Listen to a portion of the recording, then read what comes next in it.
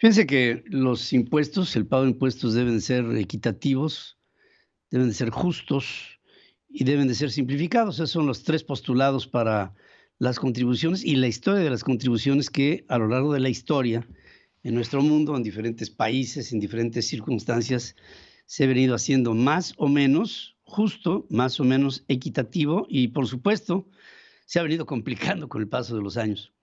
Se acaban de cumplir 25 años del Servicio de Administración Tributaria y quiero decir que México es uno de los países dentro de la Organización para la Cooperación y el Desarrollo Económico, es el país que tiene menos contribución proporcional en función de las personas que producimos para, digamos, abonar en el pago de impuestos a nivel nacional. ¿Cuál es la percepción que hay? Bueno, en primer lugar, que el pago de impuestos no es recíproco.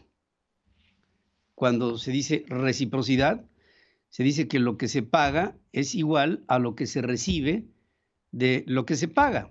Es decir, que si yo le doy al Estado mexicano para la manutención del país, el país, a través del gobierno, debe de regresar por la vía del Estado al ciudadano, pues lo que paga en impuestos. Porque de otra suerte, entonces el pago de impuestos no tendría una viabilidad ni tampoco una explicación de ser. Y en el fondo, lo que puede dividir y hacer muy tortuosa la recaudación de impuestos es la desconfianza, pero no solamente es la desconfianza del gobierno por el gobernado, sino es la desconfianza mutua del gobierno por el gobernado y del gobernado por el gobierno.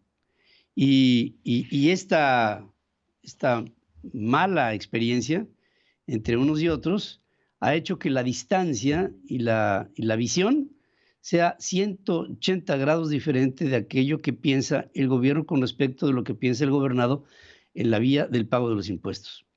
Y esto ha traído como resultado el que más del 60% de la población económicamente activa en nuestro país esté del lado de la marginalidad.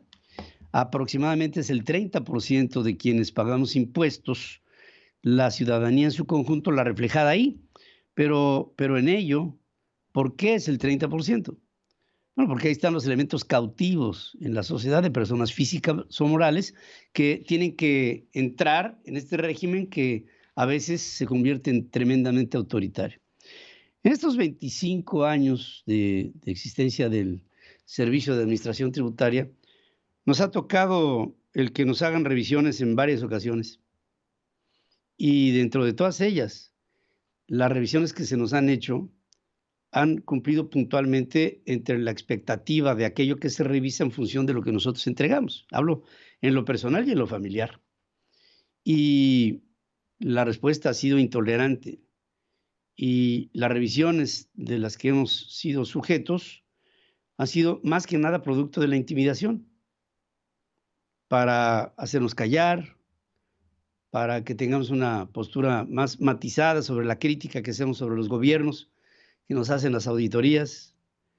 Y en esta expectativa nos ha tocado bailar con la más fea, porque hemos tomado la opción individual y familiar de protestar y de demandar a quienes nos demandan por un pago de impuestos que supuestamente no es ni cumple con los principios de igualdad, de justicia y de simplificación. Y aquí nos hemos encontrado con momentos muy amargos que afortunadamente han derivado en triunfos de nuestro lado, por lo que el Estado mexicano ha levantado de querellas en contra de nosotros por ser comunicadores, por ser informadores. Bueno, no somos los únicos. Ha habido muchas personas físicas y morales que han pasado por el mismo proceso que nosotros.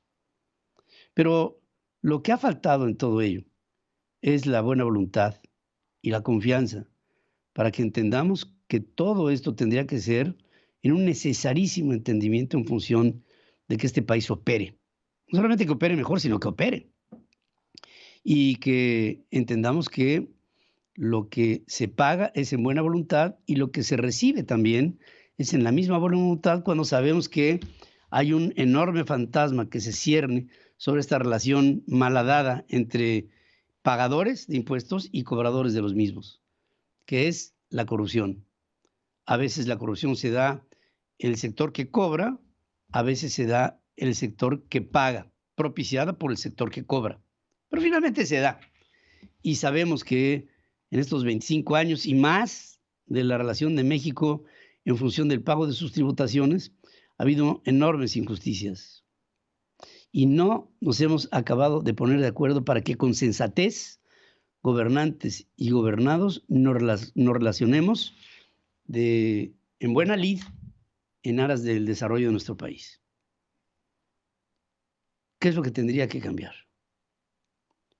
Bueno, tendría que cambiar la relación entre gobernantes y gobernados.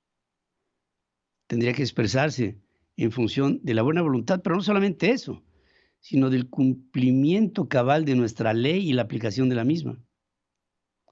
Tendría que haber buena voluntad de parte del gobierno para el gasto, que ahora, más que en ninguna otra de las administraciones inmediatamente anteriores, se ha manifestado poco consciente de que haya en el gasto público una racionalidad. O sea, visto de otra manera, lo que yo pago de impuestos no es proporcional a como esperaría yo que el gobierno gastara lo recaudado de todos los que así lo hacemos. Y con esto viene otra vez, no solamente un proceso de ineficacia de parte de nuestros gobiernos, sino también de mala intención. En México, hoy estamos experimentando un asistencialismo paternalista que sin métrica reparte lo que nosotros damos producto de nuestro esfuerzo y de nuestro trabajo.